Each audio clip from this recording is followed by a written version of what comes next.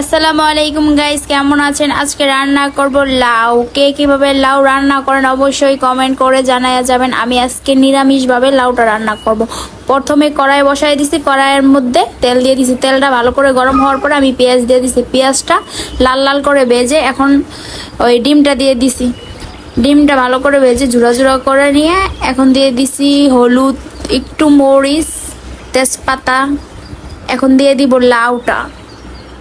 লাউটা দিয়ে ভালোভাবে কষাইয়া নাড়াচাড়া দিয়ে কষাই হলো উল্টা পুল্টা কইতাছি, দেখছেন মাথা ঠিক নাই।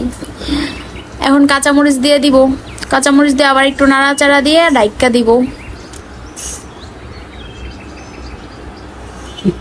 দেখেন গাইস, আমার লাউটা কষানো হয়ে গেছে। এখন আমি একটু গরম পানি দিয়ে দিতেছি ফ্লাক্স থেকে।